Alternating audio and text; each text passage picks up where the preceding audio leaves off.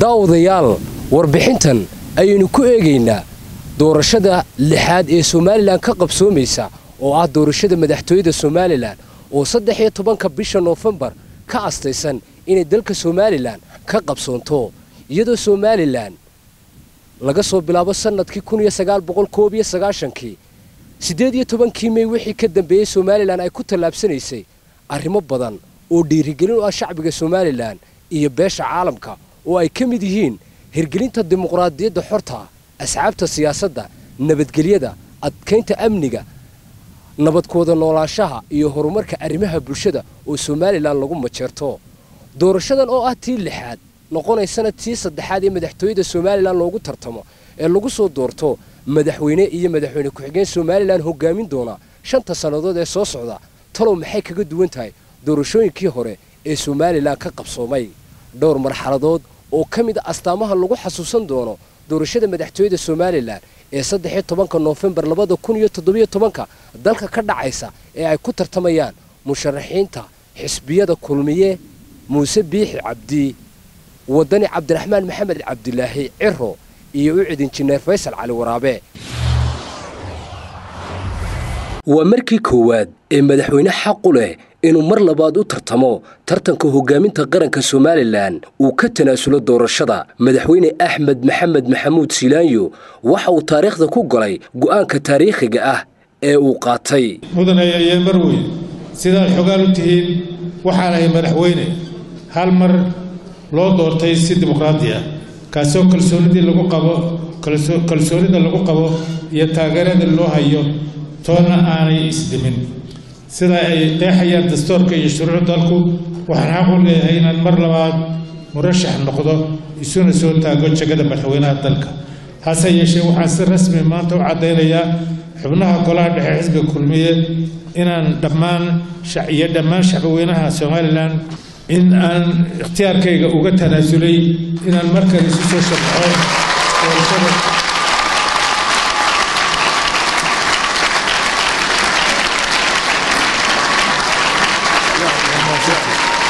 waxaan doorbiday inaan fursad siiyo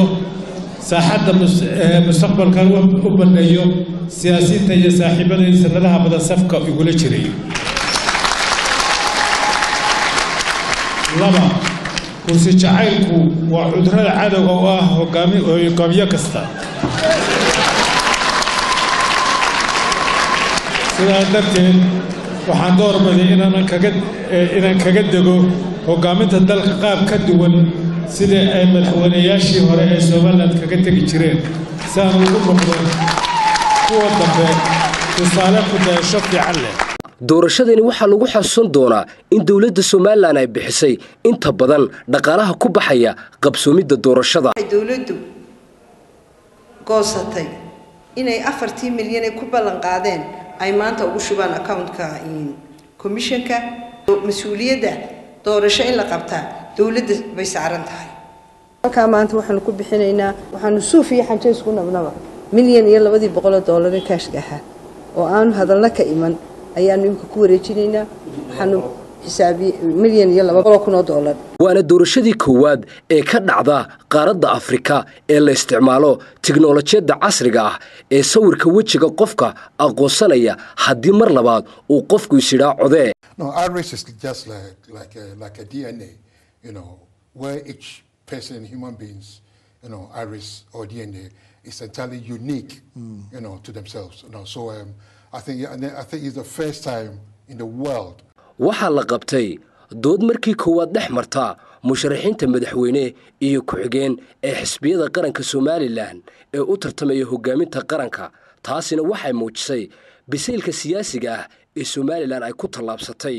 waxa kale oo doorashadani ay diiwaanka ku galaysaa sida siman ee warbaahinta qaranka ay u qaybsadeen xisbiyada siyaasadda ee kulmiye wadani iyo ucid wararka iyo barnaamijyada telefishinka qaranka iyo idaacadda radio Hargeysa ayaa si siman oo waqtigoodu isku mid yahay xisbiyadani ay u qaybsadeen guud ahaan deegaanada kala duwan ee dalka Jamhuuriyadda Soomaaliland waxa iskugu soo baxay taageerayaasha xisbiga mucaaridka cadaaladda iyo daryeelka ee UCID iyadoo khayriyaha ay dadweynahaas iskugu soo baxeen lagu soo bandhigay barnaamij siyaasadeedka xisbigaasi oo codka kaga doonayo shacbiga reer Somaliland. taageerayaasha xisbiga wadani ayaa fagaarayaasha gobolada iyo degmooyinka dalka Jamhuuriyadda Soomaaliland ku soo bandhigay isu soo baxay ku taageerayaan xisbigaasi wadani. taageerayaasha baaxadda leh ee xisbi qarameedka kulmiya ayaa isu soo bax ballaaran oo ay ku muujinayaan cududooda ku soo bandhigay fagaaraha beerta xorriyadda ee magaalada Hargeysa. Khadar Maxamed Cakulle mariyaha TV-ga qaranka ayaa iftiimiyay sida warbaahinta qaranku ay dhax ugu noqotay xisbiyada qaranka. waxa mas'uuliyadeeda koowaad leh oo ku amaanan madaxweynaha Jamhuuriyadda Soomaaliland Mudane Axmed Maxamed Maxamuud Silaanyo sababtoo waxa weeyaan xafiiskayga oo amaarayaha TV-ga qaranka xafiiska wasiirka wasaaradda warfaafinta oo mas'uulka ugu sareeya wasaaradda Mr. Cadaani dhamaantayo waxaan ku shaqeynaa amarka madaxweynaha haddii madaxweynuhu aanu daacad ka ahayn oo aanu hayin maaragtay ku xeel dheer muhiimadda warbaahintana garanaya aanu ahayn wuxuu buu amri lahaa inuu xisbi xaakimku isticmaalo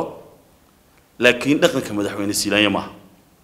sida awgeed waxaan dadka reer Somaliland marka ugu horeysaba dareensiinaya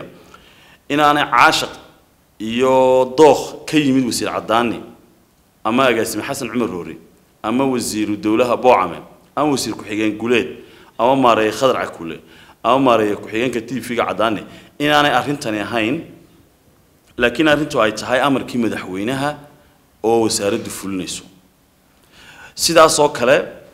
guddiga doorashooyinka qaranku xeerka anshaxa saxaafadda ee wasaaraddu heshiiska kula jirto guddiga doorashooyinka